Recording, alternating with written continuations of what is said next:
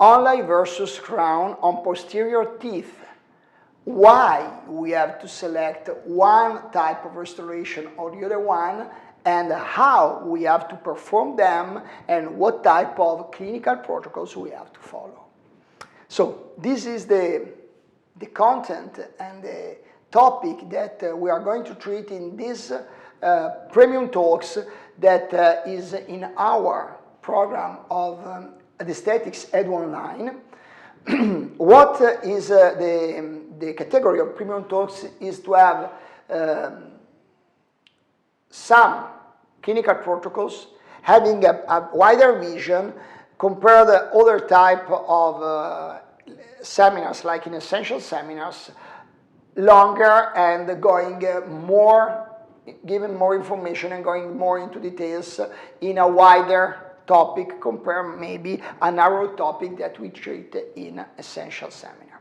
So this seminar of today is comparing, like we see in this drawing, Onlay and so overlay and crown. These are drawing talking from my book, so I use them also for my courses, for my lecture, for my Edu Online, but I want to quote the book because originally they were made by me and the graphics and the graphic team for the purpose of the book that is Adhesthetics Protocol, published by Quintessence Publishing House. So this is the index, the 3 chapters that we have in this seminar, in this premium talk. Indications, what is the indication to do a crown nowadays in a posterior tooth, and what is the indication to do an overlay Onlay, because this is the first step to have clear idea and where to go. Then detailed clinical protocols with all the steps, and then some conclusions. So why we should do a crown in a tooth like this, or why we should do a direct restoration.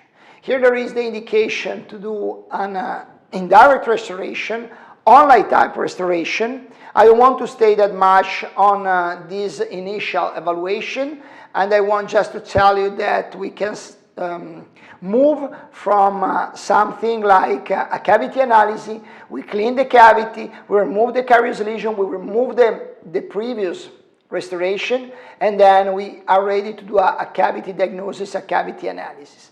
Then we can decide to the design of our restoration, the type of our restoration. Then we do the immediate dentin sealing with the superpower, because we do a build-up. We block out the undercut.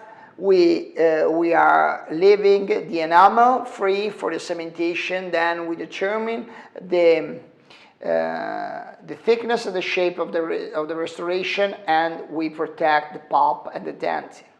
Then in this case, we had layered composite restoration Onlay. And here we have after the cementation. Someone can tell me, okay guys, this is plastic, this is a temporary. Why we have to perform something like this? And yes, I also use ceramic Onlays, especially in some specific condition of my patients. But I love this type of restoration from many point of views. And so I want to tell you that yes, for sure, when you see time 0, no follow-up, everything could happen. This is why I want to show you, and I'm showing you in my premium talks, Onlay versus crown, this follow-up 9 years after. This was made by my father as a technician. And I want to tell you that I'm happy about the follow-up and the survival rate of this restoration. Sometimes we can have failures, fracture, or maybe secondary carious lesion. We can have also with ceramic, but the majority of the restoration could be very stable, can be very stable if we follow a specific protocol.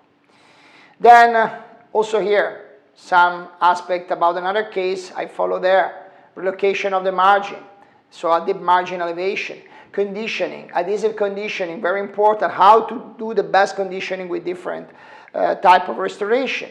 What are the steps that we have to follow in order to have the best adhesive conditioning on our tooth? And then how to fix, and the step by step, how to remove the excess, how to fix the onlay, and then to put the light and to have something that can be stable. Then some extra steps like rebonding, like air block, final steps. And then I want to show you a video that was originally a tutorial video for the group, Adhesthetic Research Group, for the group of people, my former students, that we create with this, with also the help of University of Trieste and with collaboration with this university and with Giulio Marchesi. We create a study that is going to publish in International Journal of Aesthetic Dentistry. And here I use two of these videos, one for the full crown, talking about full crown, and one for the overlay, to show you how to do the preparation, how to have a didactical preparation. This is not the didactical preparation that I use in my courses when I show also with the neighbor teeth and the rubber dam, with the gingiva, but this is very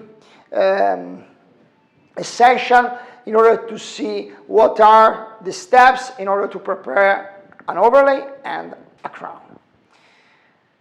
So I show you also something about crowns. In this case, we have in the same sextant Onlay crown and crown, and from the same study, from the same tutorial video that was originally made only for my collaborators in this scientific study. In order to have a specific codified preparation, we can see how to do a preparation in a conservative manner with a 0.6 thickness of modified chamfer, and then you can see now some steps of the first preparation, and then we can see later on in this video the second steps. So this is just to summarize, introduce you these long premium talks, more than 1 hour and a half, and so I put in this time more concept is possible to understand why and how to perform posterior crowns or overlays, and what is the real indication, what is the winner in between these two type of restoration. So discover all details in this premium talk, and follow protocols for excellence, because thanks to these, thanks to codified protocols, we can have codified results.